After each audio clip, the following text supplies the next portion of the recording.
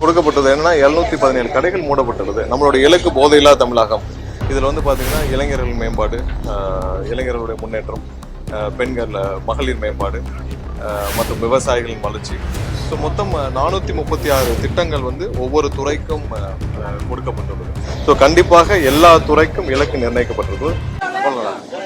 அனைவருக்கும் வணக்கம். இன்று தமிழக முதல்வர் அண்ணன் விஜய் தலைமையிலான முதலாவது அமைச்சரவை கூட்டம் நடைபெற்று முடிந்திருக்கிறது. இந்த கூட்டத்தில் முதலமைச்சர் அவர்கள் அனைத்து துறைகளுக்கும் அதாவது வரும் காலங்களில் தொலைநோக்கு திட்டங்களுடன்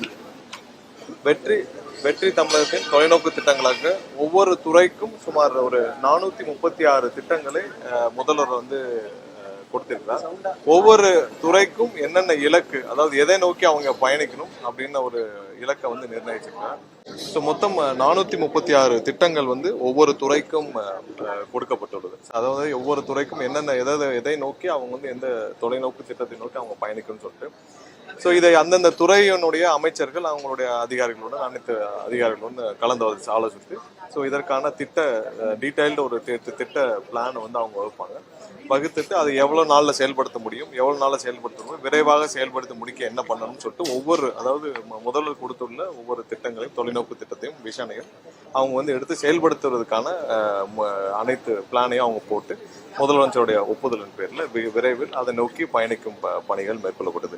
இதில் வந்து பார்த்தீங்கன்னா இளைஞர்கள் மேம்பாடு, இளைஞர்களுடைய முன்னேற்றம், பெண்கள் மகளிர் மேம்பாடு மற்றும் விவசாயிகளின் வளர்ச்சி மற்றும் மீனவர்களின் வளர்ச்சி மற்றும் நல்ல ஒரு ஆட்சி, அதாவது லஞ்ச லாவணி மற்றும் நல்ல ஒரு ஆட்சி, போதை இல்லாத தமிழகம் மற்றும் அனைத்து துறைகளுக்கும் இதே மாதிரியான ஒரு தொலைநோக்கு பார்வையுடன் முதலமைச்சர் அவர்கள் வகுத்து கொடுத்திருக்காங்க. மொத்தம் 436 திட்டங்கள் கொடுக்கப்பட்டுள்ளது. இது எல்லாமே எங்களுடைய தேர்தல் வாக்குறுதிகள் கொடுக்கப்பட்டதை சேர்த்து மொத்தம் 436 திட்டங்கள், ஓவராலா மொத்தம் 436 திட்டங்கள் கொடுக்கப்பட்டுள்ளது.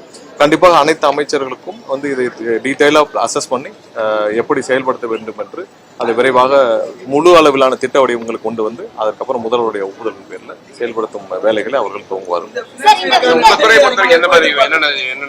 எல்லா துறையும் 10 கொடுக்கப்பட்டுள்ளது. ஸோ ஒவ்வொரு துறைக்கும் இதே மாதிரி கொடுக்கப்பட்டுள்ளது. இல்ல, அது விரைவில் அறிவிக்கப்படும். ஸோ நான் வேணா இதெல்லாம் அந்த மொத்த அனைத்து துறைகள் சார்ந்த நீங்க எடுத்துக்கலாம். அனைத்து துறைகள் சார்ந்த ஒவ்வொரு துறைக்கும் தனியாகவும் கொடுத்துறோம். மொத்தமாக 436 ஒவ்வொரு துறைக்கும் தனியாக நீங்க எடுத்துக்கலாம்.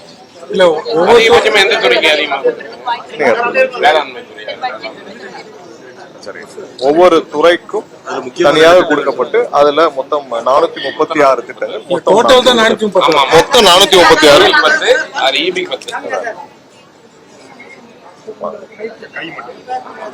டாஸ்மாக்ல இருந்து மாற்றங்கள் டாஸ்மாக்ல ஆல்ரெடி கொடுக்கப்பட்டது என்னன்னா 717 கடைகள் மூடப்பட்டுள்ளது. நம்மளுடைய இலக்கு போதையில்லா தமிழகம். உங்களுக்கு எல்லாம் தெரியும், தமிழகத்துல கடந்த 5 ஆண்டுகள்ல எவ்வளவு போதை மருந்துகள் எவ்வளவு அதிகமா புழக்கத்துல இருந்து தெரியும். ஏன்னா கஞ்சால ஆரம்பிச்சு மெத்தபெட்டமைன், சூடபெரன், எல்லா புது சிந்தட்டிக் ட்ரக்ஸ், அது இல்லாம குட்கா, எங்க பார்த்தாலும் குட்கா, பள்ளி மாணவர் வரைக்கும் குட்கா ஏதோ கூலிப்பு ஏதோ பயன்படுத்தும் அனைத்தையும் ஒழிக்கும் அளவிற்கு முதல்வர் வந்து அனைத்து காவல்துறை அனைவருக்கும் உத்தரவிட்டுள்ளார். ஒழிக்கிற இதையும் பார்த்திருப்பீங்க, கண்கூடாக பார்த்திருப்பீங்க. யாரெல்லாம் வந்து இதை இல்லீகலா செயல் பண்றாங்களோ, குட்கா செயல் பண்ற கடைகள் சீல் வைக்கப்பட்டு வருகிறது. போதை மருந்துகளை முற்றிலுமாக ஒழிக்கும் வகையில முதல்வர் வந்து அனைத்து துறையிலும் முடக்கி விட்டுள்ளார். ஸோ நம்மளுடைய பயணம் போதை இல்லாத தமிழகம். இங்க வந்து 717 கடைகள் மூடப்பட்டு அதை வந்து இன்னைக்கு வெளியிடுறதாக துறையின் அமைச்சர் வந்து ஏற்கனவே உங்களுக்கு எல்லாம் சொல்லியிருக்காரு. ஸோ கண்டிப்பாக எல்லா துறைக்கும் இலக்கு நிர்ணயிக்கப்பட்டிருக்கு. விரைவாக அதை செயல்படுத்தும் விதத்தில் அனைத்து துறை அமைச்சர்களும் அவங்களுடைய அதிகாரிகளும் ஆலோசித்து செயல்படுவார்.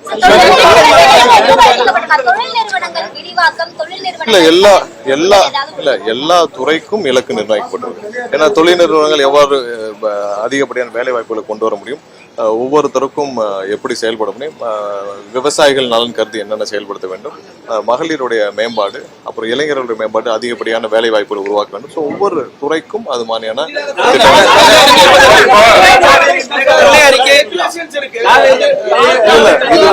இது வந்து சிறப்பு திட்ட அமலாக்க சார்பாக புது திட்டங்கள், அதாவது எதை நோக்கி இந்த அரசு பயணிக்கும், ஸோ அதை நோக்கி இந்த திட்டங்களை எல்லா துறைக்கும் கொடுக்கப்பட்டுள்ளது. ஸோ முதலாவது அமைச்சரவை கூட்டத்தில் அனைவரும் எதை நோக்கி பயணிக்க வேண்டும், என்ன நோக்கி, அதாவது தமிழகத்தில் அனைத்து மக்களுடைய மேம்பாடு கருதி எதை நோக்கி பயணிக்க வேண்டும் என்று முதல்வர் கொடுத்துள்ளார். இல்ல, மேகதாது விஷயம் ரொம்ப தெளிவாக சொல்லியாச்சு. எந்த வகையிலும் மேகதாது அணை கட்டுவதற்கான எந்த முயற்சிகளை எடுத்தாலும் அதை சட்டப்பூர்வமாக தடுக்கும் அனைத்து விதத்திலும் முதல்வர் வந்து முடக்கி விட்டுள்ளார். அதை நோக்கி எல்லாரும் சட்ட ஒழுங்கு ஆலோசிச்சு அதுக்கான பணிகளும் மேற்கொள்ளப்பட்டு வருது. அதுல எந்த மாற்றமும் இல்லை.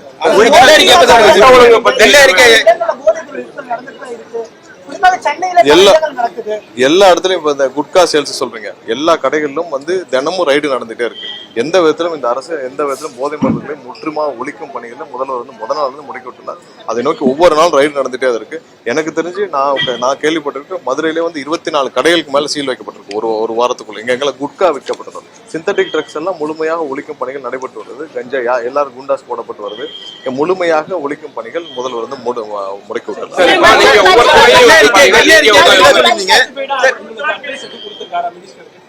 இல்ல, கண்டிப்பாக முதல்வர் வந்து அந்தந்த துறைக்கு கொடுக்கப்பட்டுள்ள அனைத்து இலக்குகளையும் தீவிரமாக ஆராய்ந்து அதுக்கான செயல் வடிவத்தை கொடுத்து ஒரு நல்ல திட்டங்களை வகுத்து இதை எப்படி செயல்படுத்த முடியும், எவ்வளவு நாள்ல செயல்படுத்த முடியும், எவ்வளவு நாள்ல நீங்கள் வந்து இதை வெற்றிகரமா மக்களுக்கு செயல்படுத்த முடிக்க முடியும் என்ற முழு அளவிலான திட்ட வடிவத்தை கொண்டு வந்து அதுக்கப்புறம் அப்ரூவல் பெற்றுட்டு முதல்வர் முன்னாடி பிரசன்டேஷன் பண்ணி அப்ரூவல் கொடுத்துட்டு அதுக்கப்புறம் செயல்படுத்த வேண்டும் என்று கூறலாம்.